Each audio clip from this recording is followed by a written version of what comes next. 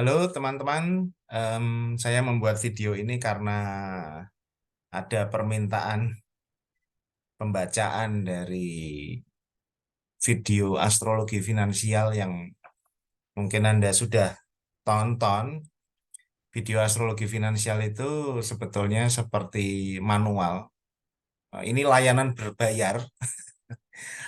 berbayar, dan itu manual untuk teman-teman yang saya bacakan beberapa tahun yang lalu. Jadi saya membuat pembacaan astrologinya, kemudian teman-teman bertanya cara membacanya bagaimana. Nah, saya buatkan manual itu. Nah, karena ada yang menonton video itu, kemudian ada yang meminta untuk dibacakan, saya buatkan video ini satu lagi, yaitu video terkait dengan vocation atau jenis pekerjaan yang selaras. Yang perlu diingat adalah satu, ketika seseorang dibacakan secara astrologi atau dibacakan potensi dirinya, itu tidak serta-merta hidupnya jadi berubah. Tidak. Banyak orang beranggapan kalau dibacakan, dari pengalaman saya ya, teman-teman yang minta dibacakan ke saya tuh, terus merasa kalau sudah dibacakan hidupnya akan berubah. Tidak.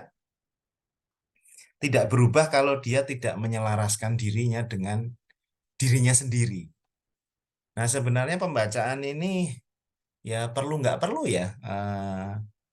Nggak perlu karena ketika kita kembali ke diri kita sendiri, ketika kita berada dalam kondisi tentram, damai, sejahtera, tenang itu terus-menerus, maka pembacaan ini sebetulnya tidak diperlukan.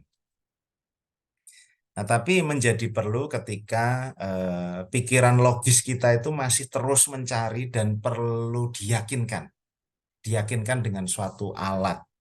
Nah, eh, alat ini yang biasanya membantu teman-teman yang kontak saya untuk minta dibacakan, dan kemudian saya minta mereka untuk berlatih menyelaraskan diri sesuai dengan kekuatan bawaannya.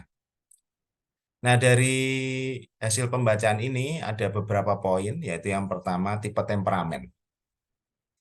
Contohnya, orang ini kekuatannya adalah melankolis, temperamennya adalah melankolis, kemudian koleris, sanguin, dan plekmatis.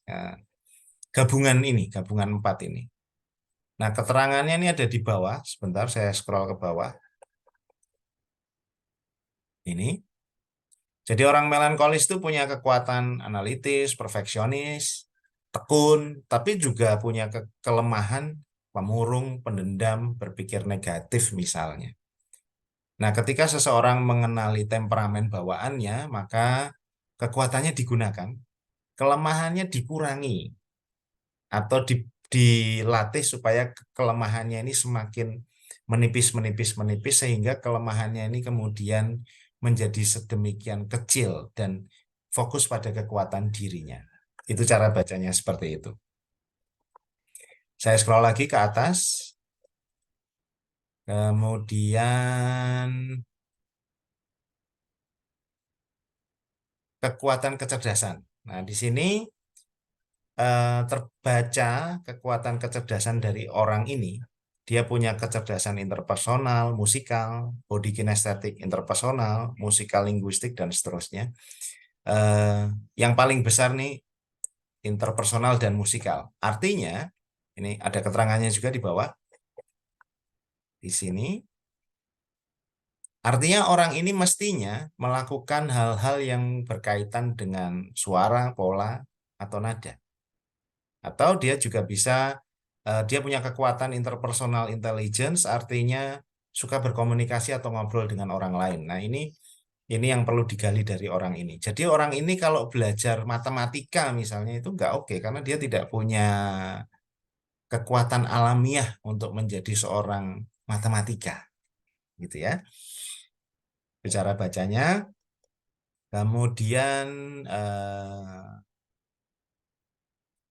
item nomor 3 ini jenis pekerjaan berdasarkan kekuatan planet. Jadi dari tanggal lahir, jam lahir, lokasi lahir itu dalam bahasa astrologi, kekuatan-kekuatan itu disimbolkan dengan planet-planet. Nah, saya biasanya mengambil 3 kekuatan besar.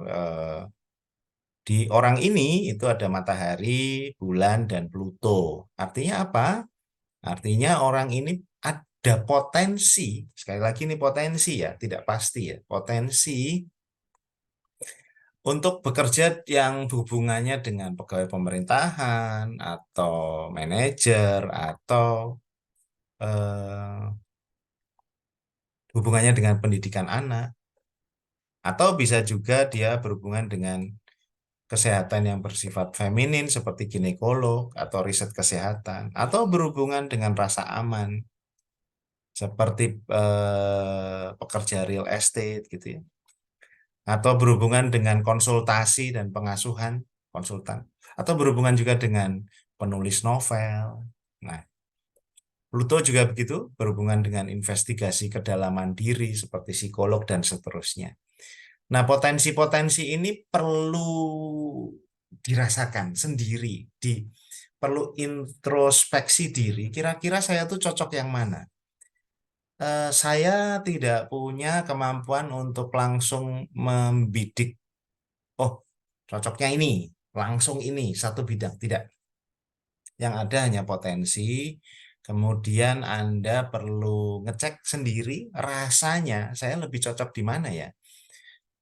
Rasanya saya lebih cocok di jadi chef misalnya, atau bekerja di industri makanan, atau saya lebih cocok sebagai guru, atau saya lebih cocok sebagai insinyur dan sebagainya.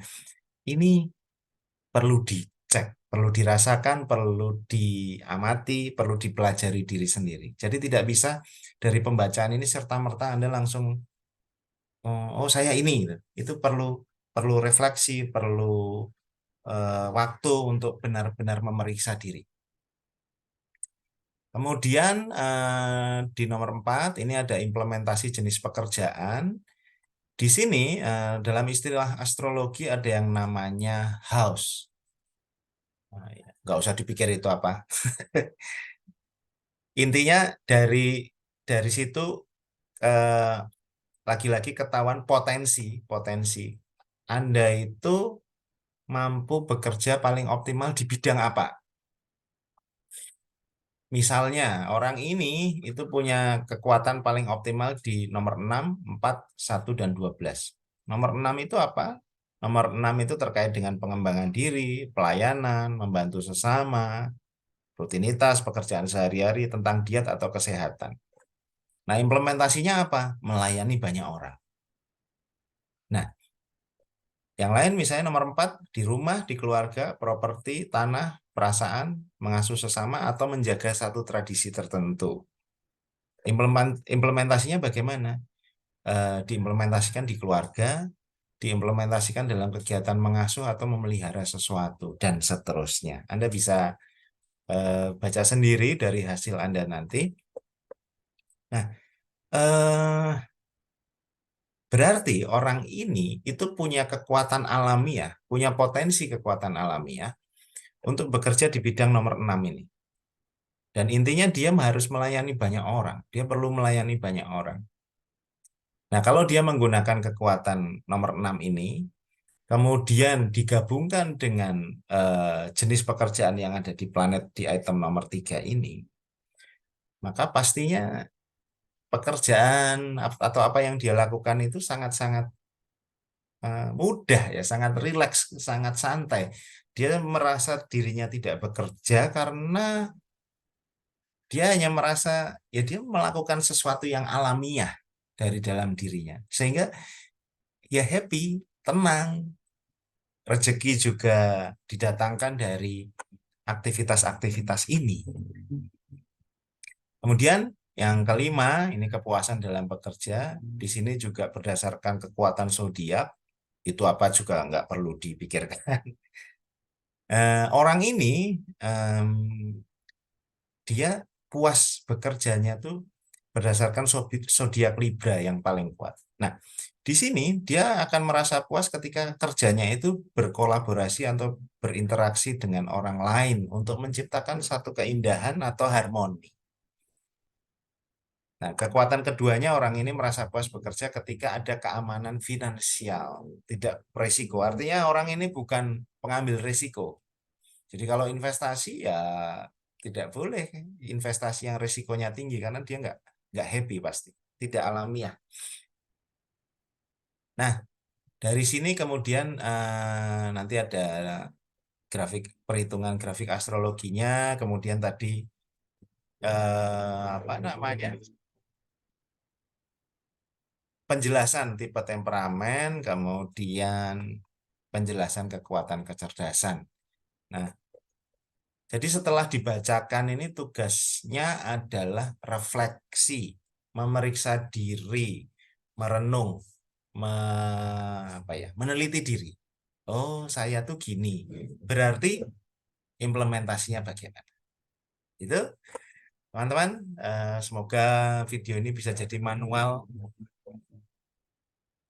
bagi Anda yang sudah dibacakan dan mungkin jadi tambahan pengetahuan bagi Anda yang belum dibacakan. Sekali lagi, eh, tidak perlu ketika Anda tuh benar-benar hanya terus menjaga atensi atau fokus Anda ke kedamaian diri Anda sendiri. Seperti latihan ketenangan batin yang saya share, Anda bisa pakai itu. Maka pembacaan ini tidak perlu. Tapi bisa saja perlu ketika pikiran logis Anda merasa perlu terpuaskan dengan ini dan Anda punya dana. Karena ini layanan berbayar. Demikian teman-teman, semoga bermanfaat. Terima kasih. Salam kedamaian untuk kita semua.